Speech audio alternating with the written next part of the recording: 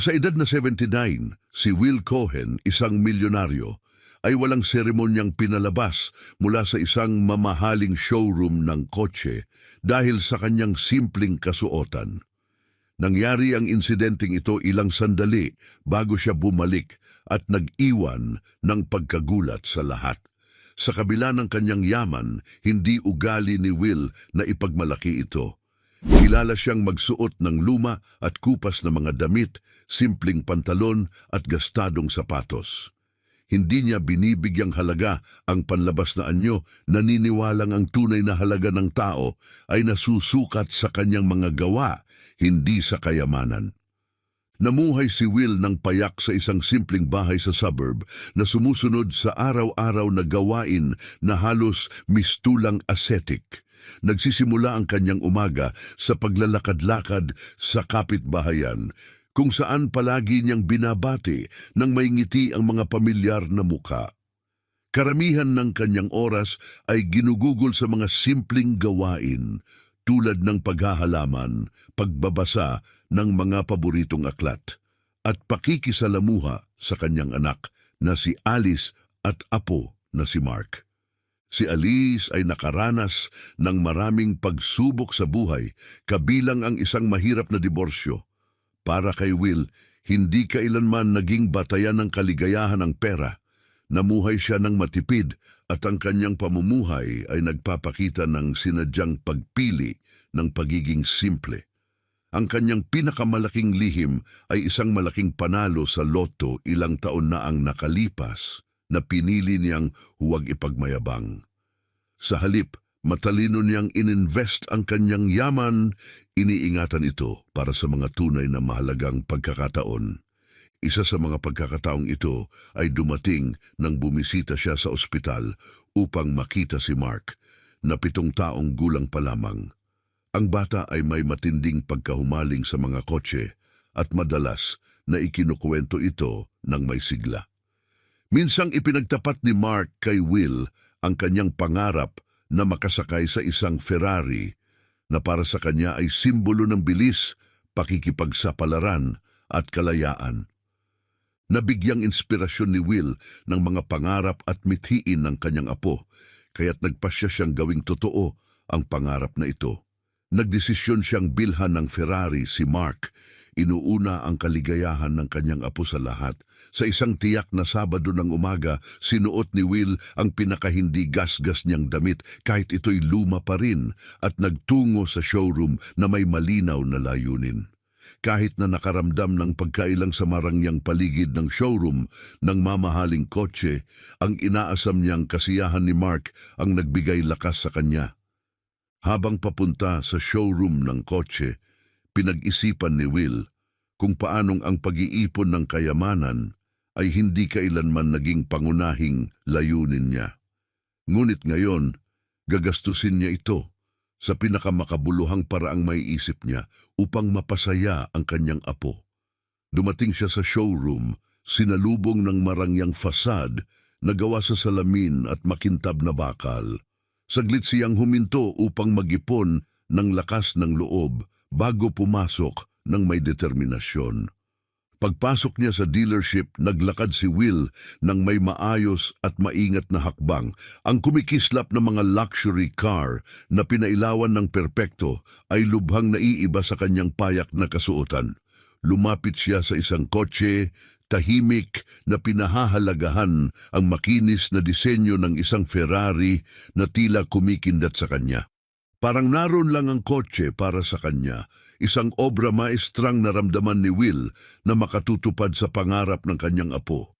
Bigla namang naputol ang kanyang sandaling paghanga nang marinig ang matalim na boses. "May maitutulong ba ako, Ginoo?" tanong ni Sandy, ang manager ng dealership, na may ngiting halos hindi maitago ang pagdududa sa kakayahan ni Will na bumili.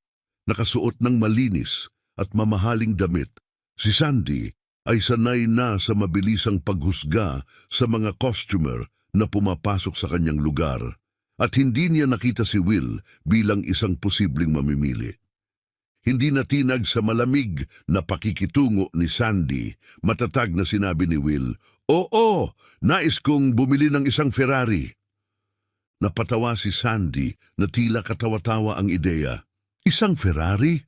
Inulit niya na parang imposibleng salita iyon. Sigurado ka ba, Ginoo, ang mga sasakyang ito ay mas mahal kaysa sa karaniwan mong kinagawian? Malinaw ang intensyon ni Will sa kanyang sagot. Alam ko ang gusto ko. Pangarap ng apo ko na makasakay sa isang Ferrari at balak kong gawing realidad iyon. Nagkaroon ng mahabang katahimikan mula kay Sandy na tila inabot ng habang buhay. Sinuyod ng tingin ni Sandy ang showroom na parang naghahanap ng mga tatawa sa inaakala niyang biro.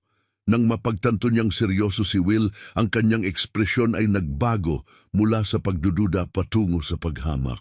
Pakinggan mo, Ginoo, marahil ay dapat mong pag-isipan itong biro na ito. Ang aming mga Ferrari ay hindi basta para kanino lang.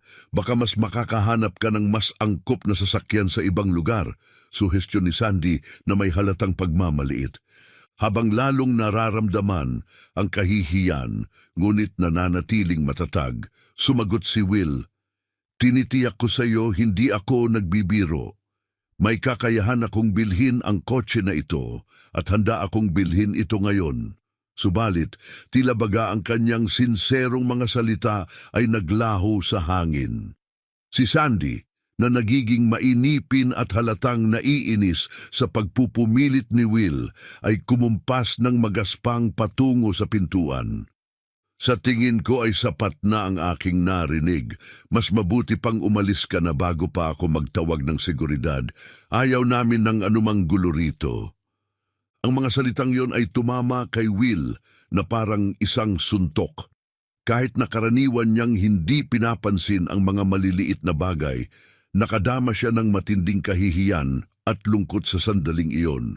Hindi siya sanay na tratuhin ng may kawalang galang, lalo na't ang tanging layunin niya ay tuparin ang taos-pusong hiling ng kanyang apo. Kita ang pagkabahala sa kanyang mukha. Nagsimulang maglakad si Will papunta sa labasan. Bahagyang nanginginig ang kanyang mga kamay habang hawak ang lumang pitaka sa bulsa. Isang simbolo ng kanyang paghahanda at layunin. Ngayon ay natabunan ng kahihiyan na kanyang naranasan. Habang papalapit na siya sa pintuang salamin ng tindahan, isang bata at magiliw na tinig ang pumigil sa kanya. "Gino, sandali lang po." Paglingon ni Will, nakita niyang papalapit ang isang binata. Ito ay si Henry, isa pang ahente ng benta sa dealership. Malayo sa ugali ni Sandy, si Henry ay may dalang sinseridad at maayang asal na agad nagbigay lunas sa ilang bahagi ng pagkabahala ni Will. "Ikinalulungkot ko po talaga ang inasal ng aking kasama," ani Henry, na may tunay na pagsisisi. "Mali po ang kanyang ginawa na kausapin kayo ng ganoon. Pakiusap, bumalik po kayo. Ikinararangal ko pong tulungan kayong tingnan ang aming mga kotse." Napahinto si Will, sariwa pa rin ang sakit ng pagkakataboy ni Sandy. Ngunit may kung anong katapatan sa boses ni Henry na nagbigay sa kanya ng dahilan para muling mag-isip. "Hindi ako sigurado," panimula ni Will. Ang kanyang boses ay nagpapahiwatig ng pagdadalawang isip. Agad namang tumugon si Henry, nararamdaman ng kanyang alinlangan. "Naiintindihan ko po, Ginoo. Pero kung talagang narito kayo para tuparin ang pangarap ng inyong apo, hayaan niyo akong tulungan kayong gawin iyon. Tingnan natin ang mga kotse ng magkasama. Ipinapangako ko sa inyo na magiging iba ang karanasan ninyo." Habang nagsasalita si Henry, si Sandy na nakamasid mula sa malayo ay biglang naabala ng isang agarang tawag sa telepono. May tila mahalaga at nagmamadali ang humingi ng kanyang pansin at agad siyang lumabas ng showroom, halatang inis pa rin na iniwang mag-isa sina Will at Henry. Si Will na muling nakampante dahil sa magiliw na pakikitungo ng binatang ahente ay sa wakas tumango. Tila may kumikislap na pag-asa na matutupad pa rin ang pangarap ng kanyang apo. Napangiti ng malaki si Henry at iniabot ang kamay kay Will. Tara po, Ginoo. Sigurado akong makakahanap tayo ng perpektong Ferrari para sa inyong apo, masiglang sabi ni Henry. Kasunod ni Henry, naglakad si Will sa marangyang showroom. Ang mga Ferrari na nakadisplay sa kanilang matingkad na kulay at perpektong disenyo ay talagang tila mga obra maestra. Sinimulan ni Henry ang pagpapaliwanag ng mga teknikal na detalye ng bawat modelo. Masiglang pinag-uusapan ang kanilang kapangyarihan, bilis at makabagong teknolohiya. Habang nagpapaliwanag si Henry, taimtim na nakikinig si Will, subalit ang kanyang isip ay nananatiling nakatuon sa posibilidad ng pagtupad sa pangarap ng kanyang apo. Ang kislap ng mga marangyang kotse ay hindi kayang alisin ang patuloy na pag-aalala ni Will para sa kanyang apo. Ang hiling ni Mark na makasakay sa isang Ferrari ay tila isang mabigat na tungkuling kailangang tuparin ni Will anuman ang mangyari. Napansin ni Henry ang malalim na pag-iisip ni Will, kaya't pansamantalang itinigil ang kanilang pag-uusap. Mr. Will, mukhang may mas malalim na dahilan ang pagnanais ninyong bilhin ang kotse na ito bukod sa pagkakaroon ng isang marangyang bagay. Obserba ni Henry na may pag-iisip. Si Will, na karaniwang tahimik, ay nakaramdam ng koneksyon sa tunay na malasakit ni Henry. Dahil sa sinseridad ng binata, nagpasya si Will na oras na upang ipahayag ang tunay na dahilan ng kanyang pagbisita. Henry, tama ka, panimula ni Will kasabay ng isang mabigat na buntong hininga. Hindi ito tungkol lamang sa pagbili ng kotse, tungkol ito sa apo kong si Mark. Tahimik na nakikinig si Henry, hinihikayat si Will na magpatuloy. Si Mark ay 7 taong gulang lamang at humarap na siya sa mas maraming pagsubok kaysa sa karamihan ng tao sa buong buhay nila. Patuloy ni Will habang nanginginig ang kanyang boses dahil sa damdamin. Isa siyang masiglang bata na mahilig sa mga kotse at para sa kanya ang Ferrari ay simbolo ng pinakamataas na pangarap. Nakikita niya ang mga kotse na ito bilang halos mahika, isang bagay na lagi niyang pinapangarap na maranasan. Huminto si Will, pilit pinipigilan ng emosyon. Nakita ni Henry ang malalim na damdaming nakapaloob sa bawat salita. Ngunit may isa pang mas masakit na bagay na gustong ipahayag ni Will. Kamakailan lang namin nalaman na may sakit si Mark, ibinunyag ni Will. Ang tono ay bumagal at puno ng kalungkutan. Mayroon siyang multiple sclerosis, isang degenerative na kondisyon na unti-unting kumikitil sa kanyang mga hilig. Sinabi ng mga doktor na maikli na ang oras at ang pinakadakilang hangarin ko ay matupad ang kanyang pangarap habang kaya pa namin. Gusto ko siyang maranasan ng pagsakay sa isang Ferrari kahit isang beses lang. Sa pagbanggit ng sakit na balot ng lungkot ang dibdib ni Henry, batid niya ang tindi ng multiple sclerosis at labis siyang nabigla nang marinig ang epekto nito sa napakabatang bata. Nakita niya kay Will hindi lamang isang customer, kundi isang lolo na desperadong magdala ng saya sa kanyang naghihirap na apo. Mr. Will, panimula ni Henry, pansamantalang napipi dahil sa emosyon.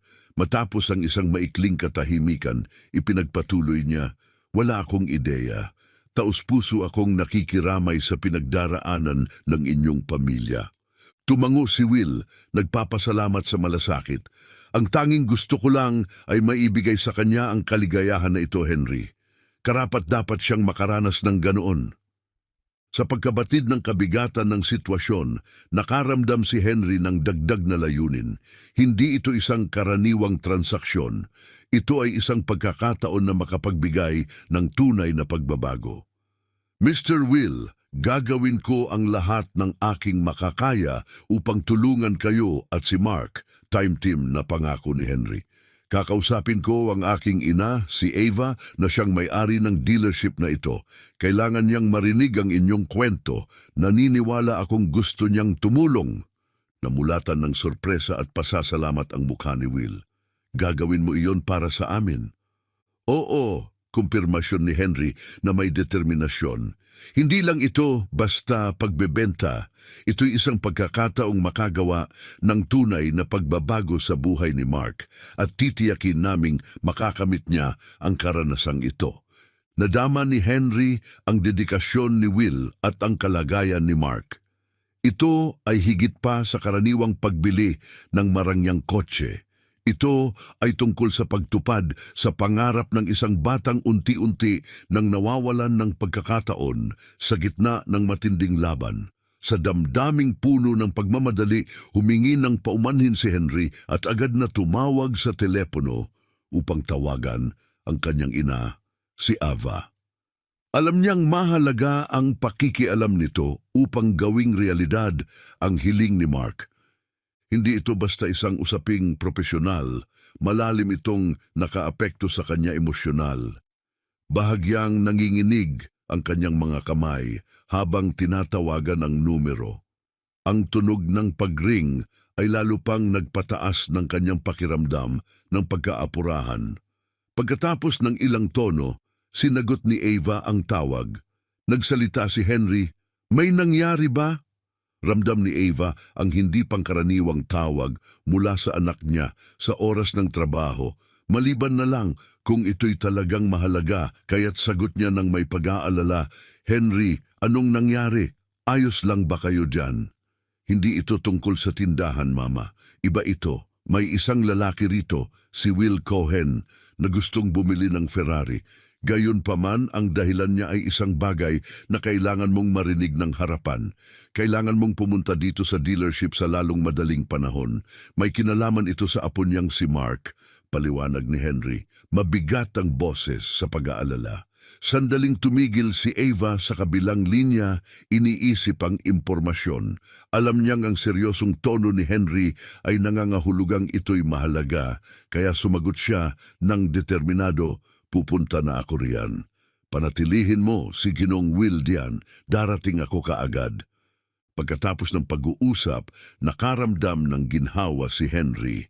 Kampante sa kakayahan ng kanyang ina na harapin ng maayos ang sensitibong isyong ito. Bumalik siya kay Will na halatang balisa, nakatiklop ang mga kamay sa kanyang kandungan, nakatingin pababa, iniisip ang sitwasyon ni Mark. Ang kanyang kagustuhang matupad ang isang pangarap para kay Mark ay malinaw, ngunit ang mga komplikasyon sa paligid nito ang nagpapahirap sa kanya. "Ginong Will, darating na po ang aking ina," tiniyak ni Henry na may nakangiting mukha.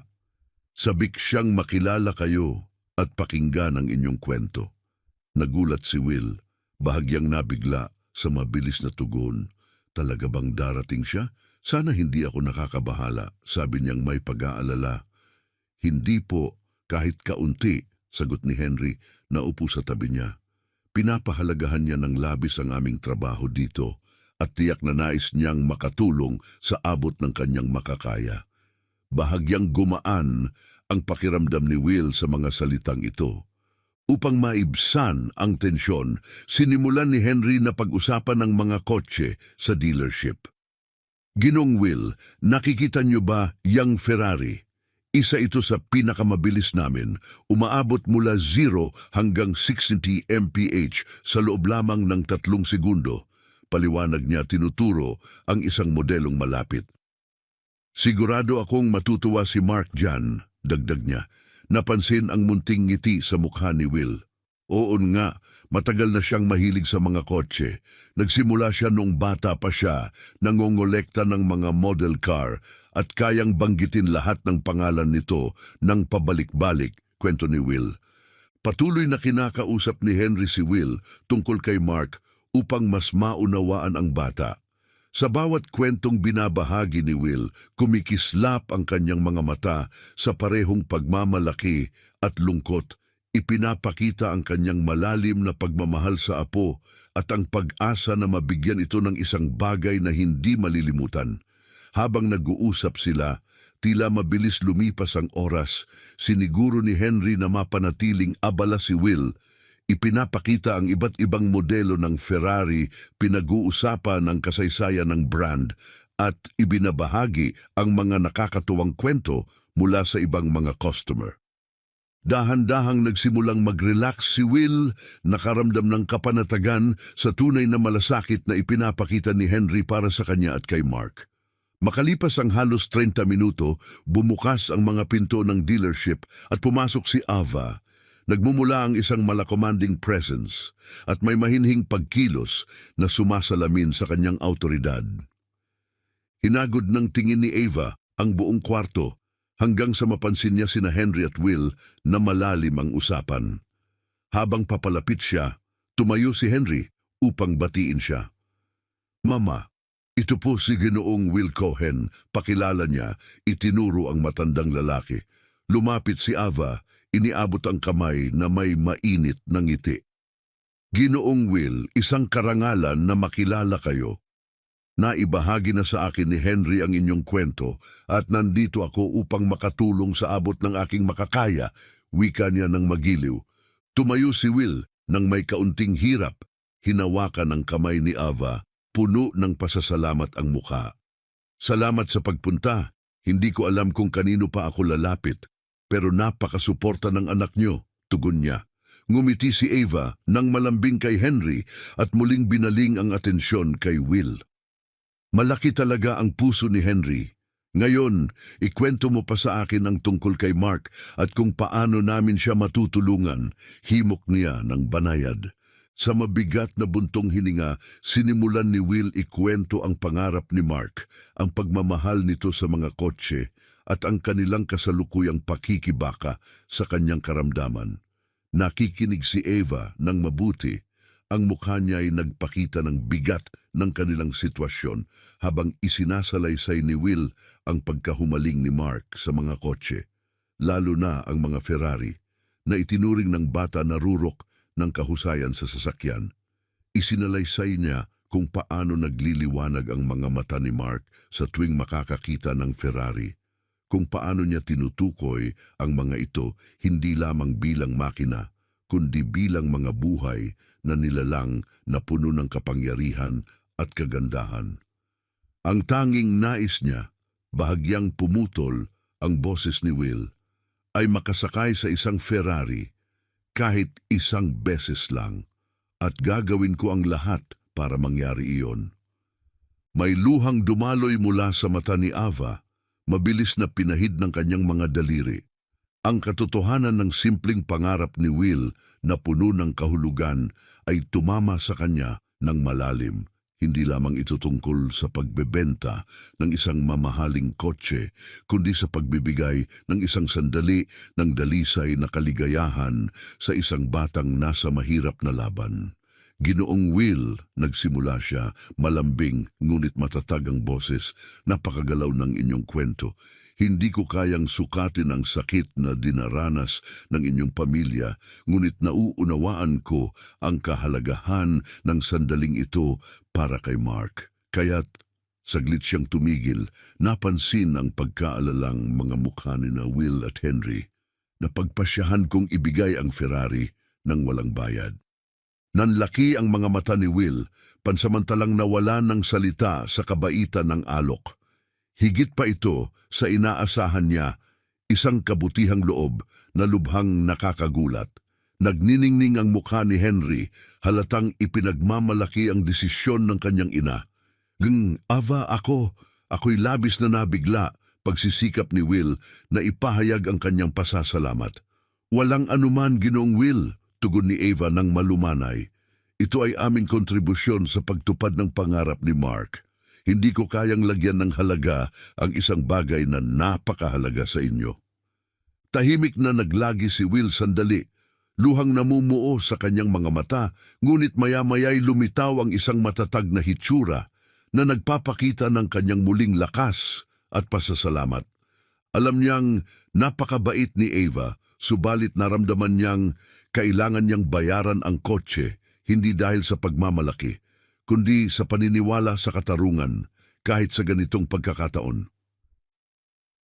"Ava," simula niya, "ngayon ay mas matatag ang tono. Labis akong nagpapasalamat sa inyong kabaitan. Malaki ang kahulugan nito para sa amin ni Mark, ngunit kailangan kong maging tapat sa inyo. Hindi ako nangangailangan ng tulong sa pera. Ako'y isa talagang milyonaryo. Ilang taon na ang nakalipas, nanalo ako sa loto, ngunit pinili kong mamuhay ng payak dahil naniniwala akong hindi dapat tayo hinuhusgahan batay sa kayamanan. Nagkatinginan sina Ava at Henry na bigla sa kanyang mga salita. Ang simpleng lalaking nasa kanilang harapan na tila walang gaanong pag-aari ay isa palang milyonaryo. Ang tunay na kahanga-hanga ay hindi ang kanyang kayamanan, kundi ang katotohanang hindi ito pinahintulutan ni Will na baguhin ang kanyang mga paninindigan. Napakahalaga ng inyong alok sa akin, patuloy ni Will. Ngunit nais kong bayaran ang Ferrari.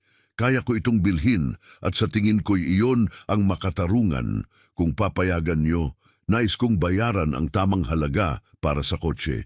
Hindi nito binabawasan ang kahalagahan ng inyong alok, ngunit mahalaga ito para sa akin. Sandaling nawalan ng salita si Ava na antig sa katapatan at prinsipyo ni Will. Hindi lamang siya bumibili ng kotse, pinapanatili niya ang kanyang mga prinsipyo at dignidad sa transaksyong ito na puno ng damdamin. Kung iyan ang inyong nais, Ginong Will, susundin namin. Sa wakas ay sagot ni Ava, nakangiti ng may pag-unawa. Ngunit alamin niyo po, ang inyong pagkilos ay may malaking halaga rin para sa amin. Ang pagbebentang ito ay hindi lamang isang transaksyon. Ito ay isang patunay sa kung ano ang tunay na mahalaga sa buhay. Si Henry, na tila hinihigop pa rin ang mga naganap, ay lumapit kay Will at ipinatong ang kamay sa balikat nito. Ginoong Will, tunay kayong isang kagalang-galang na tao. Mapalad si Mark na kayo ang kanyang lolo. Tumango si Will. Tinamaan ng damdamin, alam niyang tama ang kanyang naging desisyon sa dealership at sa pagpipilit sa katarungan. Ang pagbili ng Ferrari ay nagbago mula sa isang simpleng transaksyon tungo sa isang simbolo ng kanyang mga pagpapahalaga at pagmamahal para sa kanyang apo. Habang papalapit na sila sa pagkumpleto ng bentahan, siniguro nina Ava at Henry na perpekto ang bawat detalye. Alam na ang sandaling ito ay magiging makabuluhan, hindi lamang para kina Will at Mark, kundi pati na rin sa kanila, isang paalala na ang negosyo ay maaaring lumampas sa materialismo at magpatunog sa mas malalim na halaga ng tao. Habang papalapit ang pagbebenta ng Ferrari sa pagtatapos, nagtuon sila sa mga kinakailangang dokumento. Tahimik na pinagmamasdan ni Will sila, nagugulat pa rin sa kabaitan at pag-unawa na ipinakita sa dealership. Nakaramdam siya ng kapayapaan, handa ng tuparin ang pangarap ng kanyang apo. Kukunin ko ang mga kinakailangang dokumento upang tapusin ito, binanggit ni Ava. Tumayo upang kunin ang mga papeles mula sa kanyang opisina. Babalik ako agad. Habang wala siya, bumukas muli ang pinto ng dealership. Pumasok si Sandy, ang manager, na tila nainis dahil sa isang kamakailang personal na pagkagambala. Habang naglalakad siya sa showroom, napansin niya si Will na nakaupo sa tabi ni Henry, ngunit hindi nakita si Ava. Nakasimangot siya sa pagtingin sa matandang lalaki, nararamdaman ng inis na sumasapaw sa kanya. Bakit nandito pa ang matandang yan? Bulong niya sa kanyang sarili, pagkatapos ay lumapit kay Will na may mapanuyang ngiti. Nandito ka pa rin ba, tanda? Ang kanyang pang-aalipusta. Akala ko sinabi ko na sayo, hindi ito lugar para sa tulad mo. Nagbabalak kang bumili ng Ferrari, huwag mo akong patawanin. Nanatiling kalmado si Will sa kabila ng hindi inaasahang pagkamapuot ni Sandy. Magpapaliwanag na sana siya nang biglang pumasok si Henry para mamagitan. Ngunit bago pa ito makapagsalita, dumating si Ava, may hawak na mga dokumento at narinig ang huling bahagi ng mapanlait na mga salita ni Sandy. Kumislap ang galit at pagkagulat sa mukha ni Ava habang mabilis niyang tinasa ang sitwasyon. Si Sandy, na walang kamalay-malay sa kanyang presensya, ay nagpatuloy pa sa kanyang panlalait. Ang lugar na ito ay hindi para sa mga katulad mo, pang-uuyam niya na lalong nagiging arugante. Biglang sumingit ang tinig ni Ava sa tensyon. Napalingon si Sandy, nagkulay-abo ang mukha nang makita niyang nakita ng kanyang boss ang kanyang asal. "Enggeng, Ava!" Nautal niyang wika, pilit naghahanap ng palusot, ngunit ang malamig na tingin ni Ava ay nagpatahimik sa kanya. "Narinig ko ang lahat," mading sabi ni Ava, pinuputol ang kanyang paliwanag. "Lubos akong nababahala sa iyong asal. Paano mo nagawa na tratuhin ang isang costumer sa ganitong paraan, lalo na matapos niyang ibahagi ang kanyang kwento sa amin?" Naging maputla ang mukha ni Sandy. Binuksan ang bibig upang magpaliwanag, ngunit hindi interesado si Ava sa mga palusot. "Ang iyong asal ay hindi katanggap-tanggap," wika niya, galit na nakapaloob sa kanyang tinig. "Inaasahan kong tratuhin ng may respeto at dangal ang aming mga kostumer, anuman ang kanilang hitsura, na bigukang itaguyod ang aming mga pagpapahalaga." Tahimik na pinanood ni Henry ang nangyayari, nakakaranas ng parehong kasiyahan sa pananagutan ni Sandy at di komportabling damdamin mula sa tensyon. Lumapit si Ava kay Sandy, nananatiling matindi ang tingin. "Nakakatanggap ako ng maraming reklamo tungkol sa iyo at binigyan kita ng pagkakataong magbago. Ito na ang huling patak. Ikaw ay tinatanggal na, Sandy. Umalis ka na sa tindahan ko ngayon." Gulat na gulat, hirap si Sandy na intindihin ang mga sinabi ni Ava. Namula ang kanyang mukha sa kahihiyan at umalis siya ng dealership nang hindi lumingon. Pagkaalis niya, binalot ng katahimikan ang buong silid. Huminga ng malalim si Ava upang pakalmahin ang sarili at saka humarap kay Will na may mas malumanay na ekspresyon. "Ginoong Will, humihingi ako ng paumanhin sa hindi katanggap-tanggap na asal ni Sandy," sabi niya ng taos-puso. "Mangyaring alamin niyo na hindi ito sumasalamin sa mga pagpapahalaga ng aming pamilya." Si Will, na nanatiling tahimik sa buong komprontasyon, ay sa wakas ay nagsalita. "Salamat, Sigangats Ava." Mabait niyang sabi, "Makatarungan ang inyong naging hakbang at nire-respeto ko iyon. Gayunpaman, nais kong magmungkahi kung maaari." Naging mausisa si Ava at tumango. "Siyempre, Ginoong Will, ano yon?" "Naniniwala ako sa pangalawang pagkakataon," malumanay na wika ni Will. "Ngayong araw, pinabalik ako ni Henry sa tindahan at pinakinggan ang aking kwento. Binigyan ako ng pangalawang pagkakataon.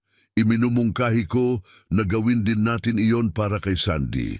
Maaaring kailangan niya matutunan ng kabaitan, ngunit naniniwala akong may kakayahan ang mga tao na magbago."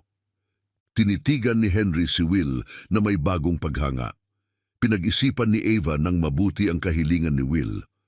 Ang kanyang kabutihang loob, kahit na siya'y nagawan ng masama, ay nagpapakita ng kanyang pagiging karapat-dapat sa respeto.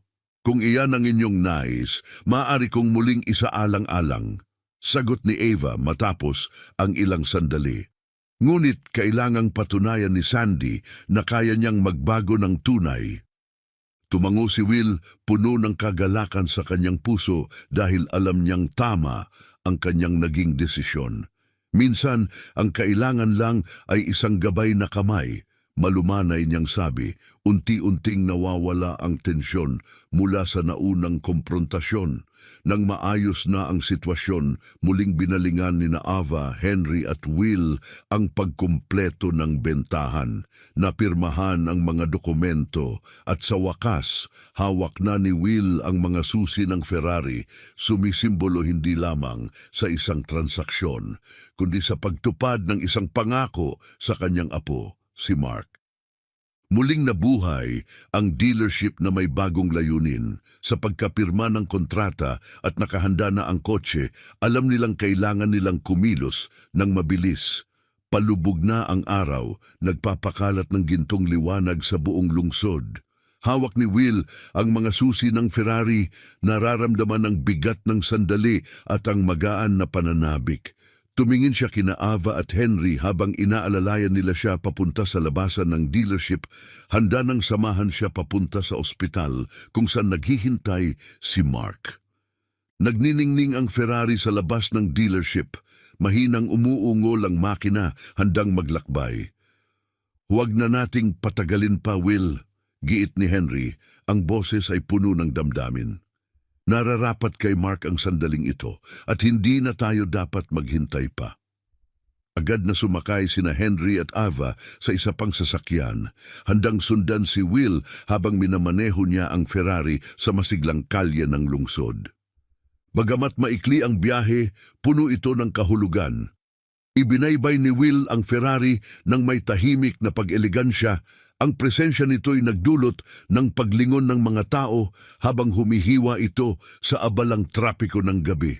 Habang papalapit sila sa ospital, pinintahan ng papalubog na araw ang langit ng mga kulay kahel at rosas, naghahanda sa isang tiyak na magiging di malilimutang tagpo.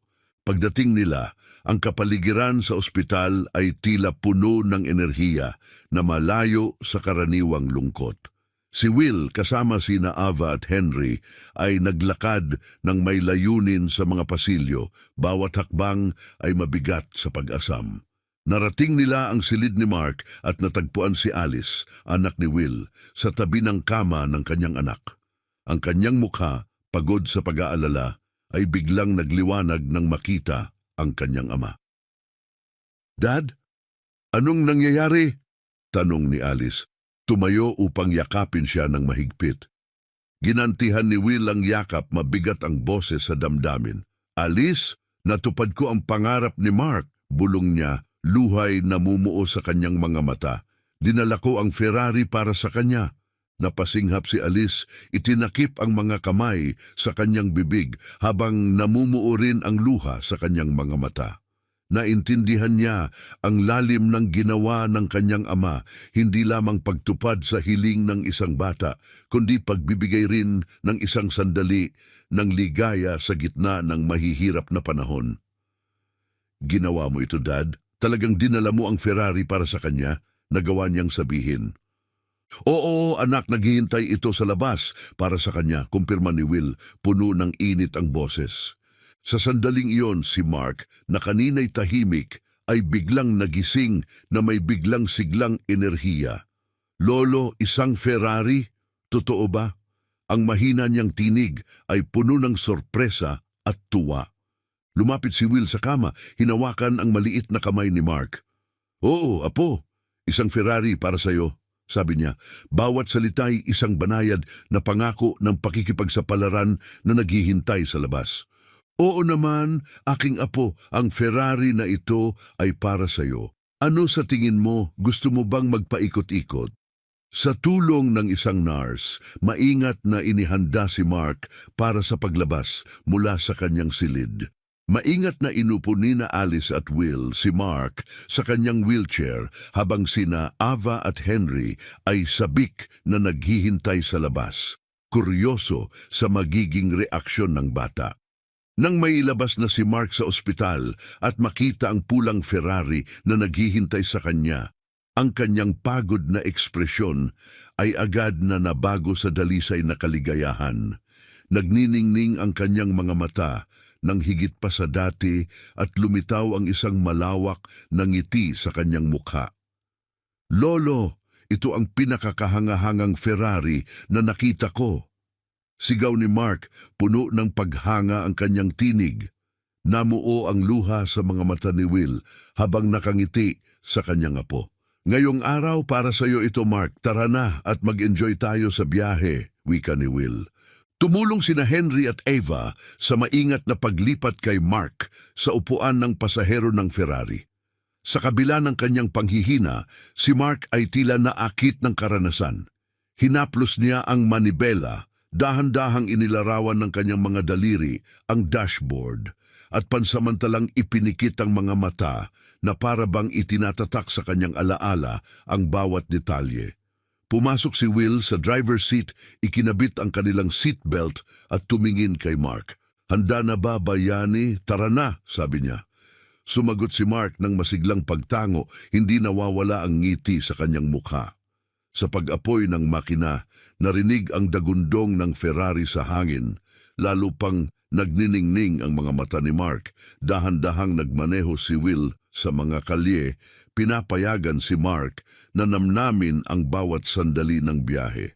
Nabighani siya sa bilis, sa tunog ng makina, at sa mabilis na pagbabago ng mga sasakyan at tanawin sa paligid.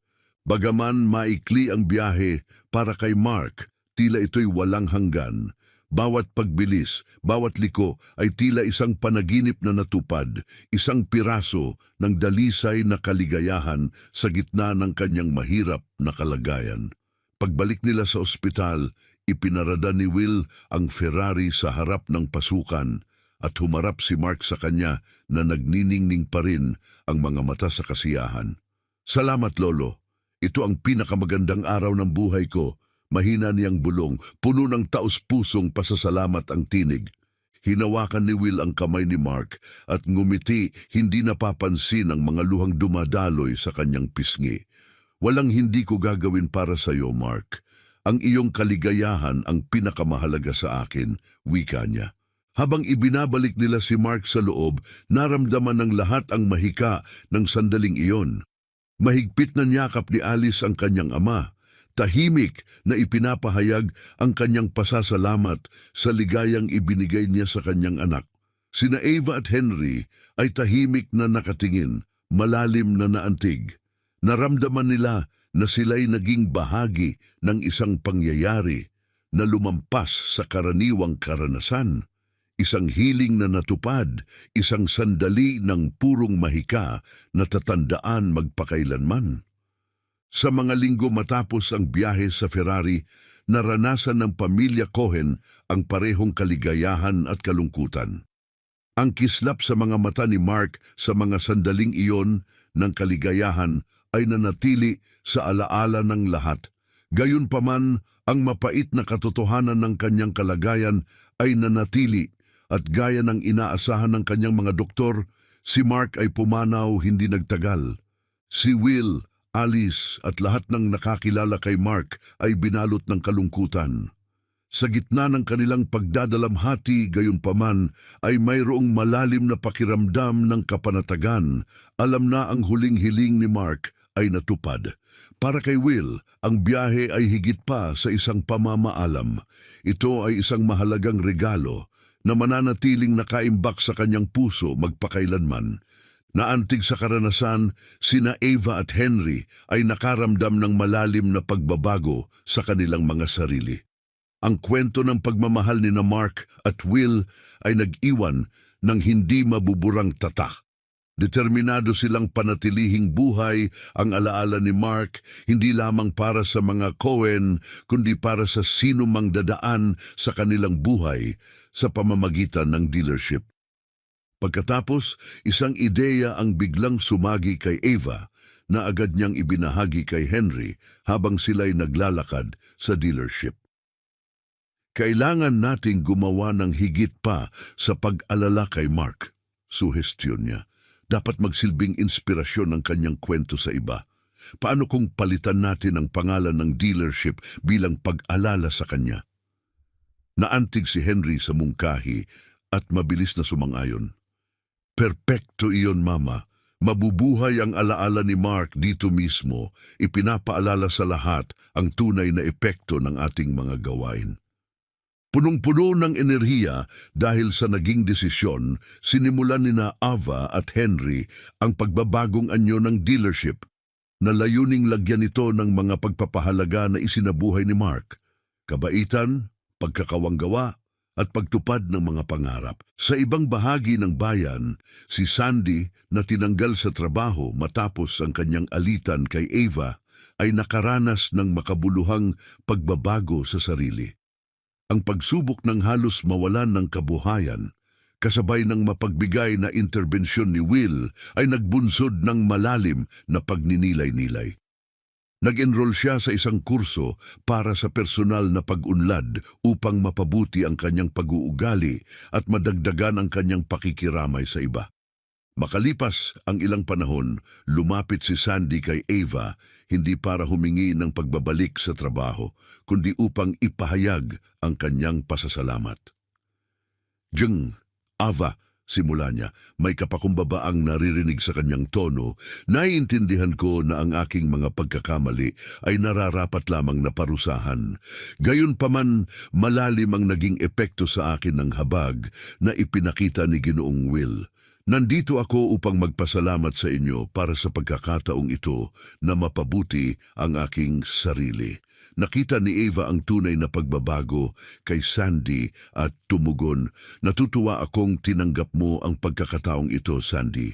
Hindi pangkaraniwan ang makakita ng isang tao na kinikilala ang kanilang mga pagkakamali at aktibong hinahanap ang pagbabago.